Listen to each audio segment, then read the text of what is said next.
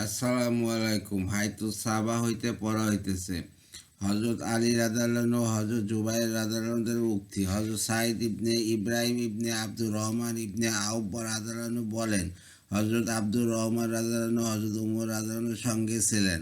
হজরত মুহাম্মদ ইবনে মাসলামা রাদিয়াল্লাহু আনহু হজরত জুবাইর রাদিয়াল্লাহু আনহু এর তলোয়ার ভাঙিয়া ফেলিলেন। অতঃপর হজরত আবু বকর রাদিয়াল্লাহু আনহু দাঁড়াইয়া লোকদের উদ্দেশ্যে খুতবা দিলেন এবং তাদের সম্মুখে নিজের অপরাধা প্রকাশ করিতে যাইয়া বলিলেন, আল্লাহর কসম, কোনো দিনে অথবা রাতে অর্থাৎ জীবনে কোনো অসময় আমির হওয়ার আকাঙ্ক্ষা আমার অন্তরে পয়দা হয় নাই, আর না উহার প্রতি আমার আগ্রহ সৃষ্টি হইয়াছে, আর না আমি কখনো গোপনে বা প্রকাশ্যে আল্লাহ তাআলার নিকট আমির হওয়ার জন্য দোয়া করিয়াছি। কিন্তু আমি মুসলমানদের মধ্যে ফিতনা সৃষ্টি হওয়ার আশঙ্কায় উহা কবুল করিয়াছি। নতুবা আমির হওয়ার মধ্যে আমার জন্য কোনো আরামের বিষয় নাই, বরং এক বিরাট দায়িত্ব আমার উপর চাপিয়ে দেওয়া হইয়াছে, যা আমার শক্তির ঊর্ধ্বে। অবশ্যই যদি আল্লাহ তাআলা আমাকে শক্তি দান করেন, তবে উহা সঠিকভাবে আদায় করিতে পারিব। আর আমি আন্তরিকভাবে উহা চাই যে লোকদের মধ্যে সর্বাপেক্ষা শক্তিশালী ব্যক্তি আজ আমার স্থলে আমির হইয়া যাক। মুহাজিরগণ হজরত আবু বকরের রাদিয়াল্লাহু আনহুর বক্তব্য তার এই ওজরকে গ্রহণ করিলেন। হজরত আলী রাদিয়াল্লাহু আনহু ও হজরত জুবাইর রাদিয়াল্লাহু আনহু বলিলেন, আমরা শুধু এই জন্য অসন্তুষ্ট হইয়াছি যে আমাদেরকে পরামর্শে শরিক করা হয় নাই, নতুবা আমরা ভালোভাবে জানি যে রাসূলুল্লাহ সাল্লাল্লাহু আলাইহি ওয়াসাল্লামের পর খেলাফতের ব্যাপারে লোকদের মধ্যে সর্বাপেক্ষা হকদার একমাত্র হজরত আবু বকর রাদিয়াল্লাহু আনহু। তিনি রাসূলুল্লাহ সাল্লাল্লাহু আলাইহি ওয়াসাল্লামের গোয়ার সঙ্গী এবং কোরআনের ভাষায় দুজনের দ্বিতীয় জন। আমরা তার শরাফত ও বুজুর্গকে ভালোভাবে জানি। রাসূলুল্লাহ সাল্লাল্লাহু আলাইহি ওয়াসাল্লাম আপন জীবদ্দশায় তাহাকে লোকদের নামাজ পড়াইবার হুকুম দিয়াছিলেন। বাইহাকি। হজরত আলী রাদিয়াল্লাহু আনহু এর উক্তি। হজরত সুয়াইদ ইবনে গাফলা রাদিয়াল্লাহু আনহু বলেন, হজরত আবু সুফিয়ান রাদিয়াল্লাহু আনহু হজরত আলী রাদিয়াল্লাহু আনহু ও হজরত আব্বাস রাদিয়াল্লাহু আনহুর নিকট যাইয়া বলিলেন, হে আলী আর হে আব্বাস, বলো এই খেলাফতের কাজ কুরাইশের সর্বাপেক্ষা নিচু ও নিম্ন খানদানে কিভাবে গেল? আল্লাহর কসম, যদি তোমরা চাও তবে আমি হজরত আবু বকর রাদিয়াল্লাহু আনহুর বিরুদ্ধে আরোহী ও পদাতিক বাহিনী দ্বারা মদিনা ভরিয়া দিতে পারি। হজরত আলী রাদিয়াল্লাহু আনহু বলিলেন, না, আমি উহা চাই না যে তুমি হজরত আবু বকর রাদিয়াল্লাহু আনহুর বিরুদ্ধে আরোহী ও পদাতিক বাহিনী দ্বারা মদিনা ভরিয়া দাও। আর এ আবু সুফিয়ান, যদি আমরা হজরত আবু বকর রাদিয়াল্লাহু আনহু এই খেলাফতের যোগ্য মনে না করিতাম, তবে কখনো তাহার জন্য খেলাফতের কাজ ছাড়িয়া দিতাম না। নিঃসন্দেহে মুমিনগণ একে অন্যের কল্যাণকামী হন এবং পরস্পর একে অপরকে মহব্বত করেন, যদিও তাদের দেশ ও শরীর দূরে দূরে হয়। আর মুনাফিকরা পরস্পর একে অপরকে ধোঁকা দেয়। অপর এক রেওয়াতে আছে, মুনাফিকদের দেশ ও শরীর যদিও নিকটবর্তী হয়, তা কিন্তু তারা পরস্পর একে অপরকে ধোঁকা দেয়। আমরা তো হজরত আবু বকর রাদিয়াল্লাহু আনহুর হাতে বায়াত হইয়া গিয়াছি এবং তিনি উহার উপযুক্ত বটে। কানাস। হজরত ইবনে আবজার রহমতুল্লাহ বলেন, হজরত আবু বকর রাদিয়াল্লাহু আনহুর বায়াত সম্পূর্ণ হওয়ার পর হজরত আবু সুফিয়ান রাদিয়াল্লাহু আনহু হজরত আলী রাদিয়াল্লাহু আনহুর নিকট আসিয়া বলিলেন, এই খেলাফতের বিষয়ে কুরাইশের এক নিম্ন ঘরের লোক তোমাদের উপর প্রাধান্য লাভ করিল। শোনো, আল্লাহর কসম, তোমরা চাইলে হজরত আবু বকর রাদিয়াল্লাহু বিরুদ্ধে আরোহী ও পদাতিক বাহিনী দ্বারা মদিনা ভরিয়া দিতে পারি। হজরত আলী রাদিয়াল্লাহু বললেন, তুমি সারা জীবন ইসলাম ও মুসলমানদের সহিত শত্রুতা করিয়া আসিতেছ, উহাতে ইসলাম ও মুসলমানদের কোনো ক্ষতি হয় নাই। আমরা হজরত আবু বকর রাদিয়াল্লাহু আনহুকে খেলাফতের যোগ্য মনে করি। মুরা তাইব রহমতুল্লাহ বলেন, হজরত আবু সুফিয়ান ইবনে হারব রাদিয়াল্লাহু আনহু হজরত আলী রাদিয়াল্লাহু নিকট আসিয়া বলিলেন, উহা কেমন হইল যে কুরাইশের সর্বনিম্ন ও নিচু ব্যক্তি অর্থাৎ হজরত আবু বকর রাদিয়াল্লাহু খেলাফত পাইয়া গেল? আল্লাহর কসম, তোমরা চাইলে আমি হজরত আবু বকর রাদিয়াল্লাহু বিরুদ্ধে আরোহী ও পদাতিক বাহিনী দ্বারা মদিনা ভরিয়া দিতে পারি। হজরত আলী রাদিয়াল্লাহু বলিলেন, হে আবু সুফিয়ান, তুমি ইসলাম ও মুসলমানদের বিরুদ্ধে অনেক শত্রুতা করিয়াছ, কিন্তু তোমার শত্রুতা ইসলাম ও মুসলমানদের কোনো ক্ষতি করিতে পারে নাই। আমরা হজরত আবু বকর রাদিয়াল্লাহুকে এই খেলাফতের যোগ্য পাইয়াছি বলিয়া তাহার হাতে বায়াত হইয়াছি। হজরত ওমর রাদিয়াল্লাহু ও হজরত খালেদ ইবনে সাইদ রাদিয়াল্লাহু ঘটনা। নবী করিম সাল্লাল্লাহু আলাইহি সাল্লামের পাহারাদার হযরত সাকর রাদিয়াল্লাহু আনহু বলেন, নবী করিম সাল্লাল্লাহু আলাইহি সাল্লামের জীবদ্দশায় হযরত খালিদ ইবনে সাঈদ রাদিয়াল্লাহু আনহু ইয়ামানে ছিলেন এবং তার ইন্তেকালের সময়ও তিনি সেখানে ছিলেন। নবী করিম সাল্লাল্লাহু আলাইহি সাল্লামের ইন্তেকালের ১ মাস পর হযরত খালিদ রাদিয়াল্লাহু আনহু মদিনায় আসিলেন। তিনি রেশমের জুব্বা পরিহিত ছিলেন। হযরত উমর ইবনে খাত্তাব রাদিয়াল্লাহু আনহু ও হযরত আলী ইবনে আবি তালিব রাদিয়াল্লাহু আনহু এর সহিত তার সাক্ষাৎ হইল। হযরত উমর রাদিয়াল্লাহু আনহু আশেপাশের লোকজনকে উচ্চস্বরে বললেন, তার জুব্বা ছিঁড়িয়া ফেলো, সে রেশমের কাপড় পরিধান করিতেছে।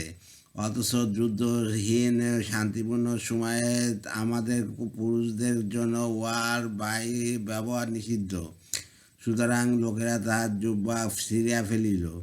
এই ঘটনার পর হযরত খালিদ রাদিয়াল্লাহু আনহু বললেন, হে আবুল হাসান, হে বনু আব্দে মানাফ, খেলাফতের বিষয়ে কি তোমরা পরাজিত হইয়া গিয়াছ?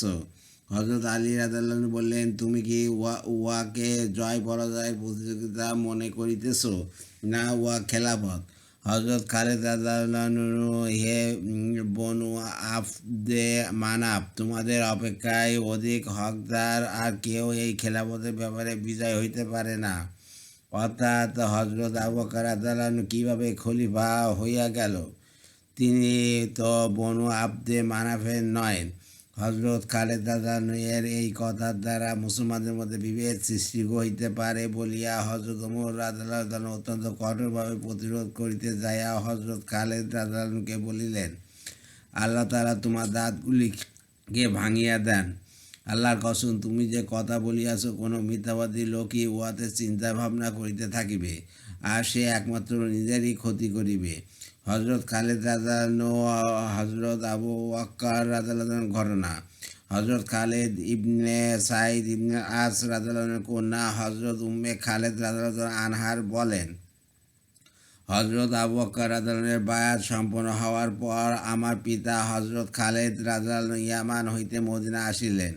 তিনি হযরত আলী রাদিয়াল্লাহু আনহু ও হযরত উসমান রাদিয়াল্লাহু আনহুকে বললেন, হে বনু আব্দে মানাফ, তোমরা কি এই ব্যাপারে সন্তুষ্ট হইয়া গিয়াছ যে তোমাদের ওপর অন্য লোকেরা এই খেলাফতের পরিচালক হইবে? হযরত উমর রাদিয়াল্লাহু আনহু এই কথা হযরত আবু বকর রাদিয়াল্লাহু আনহুর নিকট পৌঁছাইলেন, কিন্তু হযরত আবু বকর রাদিয়াল্লাহু আনহু উহাতে কিছু মনে নিলেন না। অবশ্যই হযরত উমর রাদিয়াল্লাহু আনহু এই কথাকে মনে ধারণ করিয়া রাখিলেন। হযরত খালিদ রাদিয়াল্লাহু আনহু ৩ মাস পর্যন্ত বায়াত হইলেন না। তারপর একদিন দ্বিপ্রহরের সময় হযরত আবু বকর রাদিয়াল্লাহু আনহু হযরত খালিদ রাদিয়াল্লাহু আনহুর নিকট দিয়া গেলেন। হযরত খালিদ রাদিয়াল্লাহু আনহু তখন নিজ ঘরে ছিলেন। হযরত আবু বকর রাদিয়াল্লাহু আনহু তাকে সালাম দিলেন। হযরত খালিদ রাদিয়াল্লাহু আনহু বললেন, আপনি কি চান যে আমি আপনার হাতে বায়াত হইয়া যাই? হযরত আবু বকর রাদিয়াল্লাহু আনহু নিজের পরিবর্তে সমস্ত মুসলমানদের দিকে ইঙ্গিত করিয়া বলিলেন, যে সন্ধিতে সমস্ত মুসলমান শরিক হইয়াছে, আমি চাই যে তুমিও উহাতে শরিক হইয়া যাও। হযরত খালিদ রাদিয়াল্লাহু আনহু বললেন, আজ সন্ধ্যায় আপনার সহিত ওয়াদা রইল, আমি সন্ধ্যায় আপনার হাতে বায়াত হইয়া যাইব। হযরত খালিদ রাদিয়াল্লাহু আনহু সন্ধ্যার সময় আসিলেন। হযরত আবু বকর রাদিয়াল্লাহু আনহু তখন মিম্বারের উপর বসিয়াছিলেন। হযরত খালিদ রাদিয়াল্লাহু আনহু তার হাতে বায়াত হইয়া গেলেন। হযরত আবু বকর রাদিয়াল্লাহু আনহু তার ব্যাপারে ভালো ধারণা রাখিতেন এবং তাহার সম্মান করিতেন। অতএব হযরত আবু বকর রাদিয়াল্লাহু আনহু যখন সিরিয়ায় মুসলিম বাহিনী প্রেরণ করিলেন, তখন হযরত খালিদ রাদিয়াল্লাহু আনহুকে মুসলমানদের আমির নিযুক্ত করিয়া তাহার হাতে ঝান্ডা তুলিয়া দিলেন। হযরত খালিদ রাদিয়াল্লাহু আনহু সেই ঝান্ডা লইয়া নিজ ঘরে গেলেন।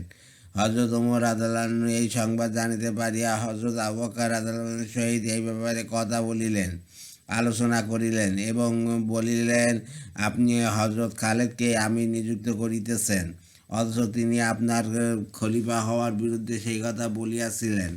হযরত ওমর রাদিয়াল্লাহু আনহু এই ব্যাপারে হযরত আবু বকর রাদিয়াল্লাহু আনহুকে পীড়াপিড়ি করিতে লাগিলেন। অবশেষে হযরত আবু বকর রাদিয়াল্লাহু আনহু তার রায় গ্রহণ করিলেন এবং হযরত খালিদ রাদিয়াল্লাহু আনহুকে আমিরের পদ হইতে সরাইবার সিদ্ধান্ত লইলেন।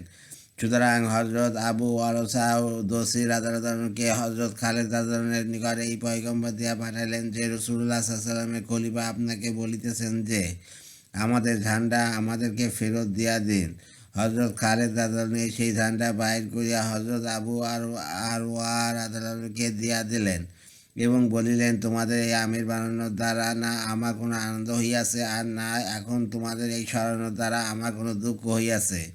আর তিরস্কারের যোগ্য তো তুমি ব্যতীত অন্য কেউ। এই কথা দ্বারা তিনি হজরত উমর রাদিয়াল্লাহু দিকে ইঙ্গিত করিয়াছেন। হজরত উম্মে খালেদ রাদিয়াল্লাহু আনহার বলেন, কিছুক্ষণ পরেই হজরত আবু বকর রাদিয়াল্লাহু আমার পিতার নিকট আসিয়া ওজর পেশ করিতে লাগিলেন এবং তাহাকে কসম দিয়া বলিতে লাগিলেন যেন হজরত উমর রাদিয়াল্লাহু সম্পর্কে কখনো খারাপ আলোচনা না করেন। অতএব আমার পিতা মৃত্যু পর্যন্ত সর্বদা হজরত উমর রাদিয়াল্লাহু কল্যাণের দোয়া করিয়াছেন। ইবনে সাদ। হজরত আবু বকর রাদিয়াল্লাহু একা জিহাদের উদ্দেশ্যে বাহির হওয়া এবং হজরত আলী রাদিয়াল্লাহু মুক্তি। হজরত আয়েশা রাদিয়াল্লাহু আনহা বলেন, আমার পিতা তো খোলা তালোয়ার হাতে সওয়ারিতে আরোহণ করিয়া জিলকাসা নামক স্থানের উদ্দেশ্যে বাহির হইলেন। হজরত আলী ইবনে আবি তালেব রাদিয়াল্লাহু আনহু আসিয়া তার সওয়ারির লাগাম বলিলেন, হে আল্লাহর রাসূলের খলিফা, আপনি কোথায় যাইতেছেন? আজ আমি আপনাকে সেই কথা বলিব যা রাসূলুল্লাহ সাল্লাল্লাহু আলাইহি ওয়াসাল্লাম আপনাকে উহুদের যুদ্ধের দিন বলিয়াছিলেন। আপনি নিজে তলোয়ার খাপে বন্ধ করিয়া রাখুন। আপনি আহত বা শহীদ হইয়া আমাদেরকে আপনার ব্যাপারে পেরেশান করিবেন না। কেননা আল্লাহর কসম, আমরা যদি আপনাকে হারাই তবে আপনার পরে ইসলামে কোনো নিয়ম নীতি অদা টিকিয়া থাকিতে পারিবে না। এই কথার পর আমার পিতা ফিরে আসিলেন এবং বাহিনী প্রেরণ করিলেন। কানাস। খেলাফতের দায়িত্ব লোকদের ফেরত দেওয়া। হজরত আবু বকর রাদিয়াল্লাহু আনহু বললেন, হে লোক সকল, তোমাদের যদি এই ধারণা হয় যে আমি তোমাদের এই খেলাফতের দায়িত্ব নিজ আগ্রহের কারণে অথবা তোমাদের ওপর বা মুসলমানদের ওপর প্রাধান্যতা লাভের উদ্দেশ্যে লইয়াছি, তবে এই ধারণা ভুল। সেই পবিত্র সত্তার কসম যার হাতে আমার প্রাণ রইয়াছে, আমি এই খেলাফতের দায়িত্ব না নিজ আগ্রহের কারণে লইয়াছি, আর না তোমাদের উপর বা মুসলমানদের প্রাধান্য লাভের উদ্দেশ্যে লইয়াছি, আর না রাতে দিনে, আর না জীবনে কোনো সময় আমার অন্তর উহার চাহিদা পয়দা হইয়াছে, আর না কখনো গোপনে বা প্রকাশ্যে আল্লাহ তাআলার নিকট উহা চাইয়াছি। আমি অত্যন্ত ভারী দায়িত্ব বহন করিয়াছি, যা পালন করার শক্তি আমার নাই। তবে যদি আল্লাহ তাআলা আমাকে সাহায্য করেন তবে তা ভিন্ন কথা। আমি তো চাই যে রাসূলুল্লাহ সাল্লাল্লাহু আলাইহি ওয়াসাল্লামের যে কোনো সাহাবী এই দায়িত্ব গ্রহণ করুন, তবে শর্ত হইল ইনসাফের সহিত কাজ করিবে। অতএব এই খেলাফত আমি তোমাদেরকে ফেরত দিতেছি। তোমাদের আমার হাতে বায়াত শেষ হইয়া গিয়াছে। তোমরা যাকে ইচ্ছে এই খেলাফত দান করো, আমি তোমাদের মতো একজন হইয়া থাকিব। কানাস। ঈসা ইবনে আতিয়া রহমতুল্লাহ বলেন, হযরত আবু বকর রাদিয়াল্লাহু আনহু বায়াতের পরের দিন দাঁড়াইয়া লোকদের মধ্যে বয়ান করিলেন। তিনি বললেন, হে লোক সকল, আমাকে খলিফা বানানোর ব্যাপারে তোমাদের রায়কে আমি ফেরত দিলাম। আমি তোমাদের মধ্যে উত্তম ব্যক্তি নই। তোমরা তোমাদের উত্তম ব্যক্তির হাতে বায়াত হইয়া যাও। সমস্ত লোকজন দাঁড়ায় বলিল, হে আল্লাহর রাসূলের খলিফা, আল্লাহর কসম, আপনি আমাদের মধ্যে উত্তম ব্যক্তি। অতঃপর হযরত আবু বকর রাদিয়াল্লাহু আনহু বললেন, হে লোক সকল, লোকেরা ইচ্ছায় অনিচ্ছায় উভয় প্রকার ইসলামে দাখিল হইয়াছে, কিন্তু এখন তারা সকলে আল্লাহ তাআলা আশ্রিত ও তাঁর প্রতিবেশী। অতএব তোমরা যত সম্ভব এই চেষ্টা করো যাতে আল্লাহ তাআলা তার দায়িত্ব সম্পর্কে তোমাদের নিকট কোনো কিছু দাবি না করেন, অর্থাৎ কোনো মুসলমানেরকে কোনোরূপ কষ্ট দিও না।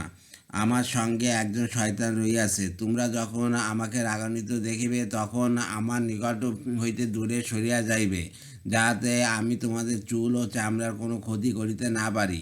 হে লোক সকল, আপন গোলামের উপার্জনকে হারাম বা না হালাল যাচাই করিয়া লও, কারণ যে গোস্ত হারাম মাল দ্বারা প্রতিপালিত হইবে উহা জান্নাতে যাওয়ার উপযুক্ত হইবে না। মনোযোগ দিয়া শোনো, আপন দৃষ্টি দ্বারা আমার দেখাশোনা করিও। যদি আমি সোজা চলি তবে আমার সাহায্য করিও, আর যদি আমি বাঁকা চলি তবে তোমরা আমাকে সোজা করিয়া দিও। যদি আমি আল্লাহ তাআলাকে মান্য করি তবে তোমরা আমার কথা শুনিও, আর যদি আমি আল্লাহ তাআলাকে অমান্য করি তবে তোমরাও আমাকে অমান্য করিও। কানাস। আবুল হাজ্জাফ রহমতুল্লাহ বলেন, হযরত আবু বকর রাদিয়াল্লাহু আনহুর হাতে বায়াত সম্পন্ন হওয়ার পর তিনি 3 দিন পর্যন্ত নিজের ঘরের দরজা বন্ধ করিয়া রাখিলেন। প্রত্যহ বাইরে আসিয়া লোকদের উদ্দেশ্যে বলিতেন, হে লোক সকল, আমি তোমাদের বায়াত তোমাদেরকে ফেরত দিয়াছি। অতএব তোমরা যার হাতে ইচ্ছা বায়াত হইয়া যাও। আর প্রত্যেকবার হযরত আলী রাদিয়াল্লাহু আনহু দাঁড়াইয়া বলিতেন, আমরা না আপনার বায়াত ফেরত লইব আর না আপনার নিকটবর্তী হইতে ফেরত চাইব। রাসূলুল্লাহ সাল্লাল্লাহু আলাইহি ওয়াসাল্লাম আপন জীবদ্দশায় মুসলমানদের ইমামতির জন্য আপনাকে আগে বাড়াইয়াছেন, এখন কে আছে আপনাকে পিছনে ফেলিবে? কানাস। হযরত যায়েদ ইবনে আলী রাহমাতুল্লাহ আপন বাপদাদা বংশীয় মুরব্বীদের নিকট হইতে বর্ণনা করেন যে হযরত আবু বকর রাদিয়াল্লাহু আনহু রাসূলুল্লাহ সাল্লাল্লাহু আলাইহি ওয়াসাল্লামের মেম্বারে দাঁড়ায়া ৩ বার এই কথা বলিলেন, কেউ আছে কি যে আমার বায়াতকে অপছন্দ করে?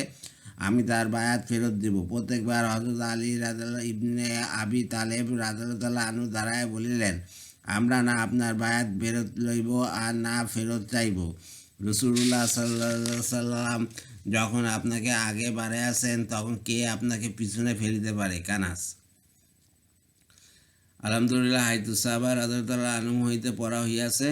আমার ইউটিউব চ্যানেল রিপন কুরাজ, ওইটাকে সাবস্ক্রাইব করবেন দয়া করে, আর লাইক কমেন্ট শেয়ার দেবেন ভিডিওতে, এতে আমি উৎসাহিত হই। রিপন কুরাজ হচ্ছে আমার ফেসবুক পেজ, ওইটাকে আপনার ফলোতে রাখবেন। সবাই ভালো থাকবেন, সুস্থ থাকবেন এবং স্বাভাবিক থাকবেন। আল্লাহ হাফেজ।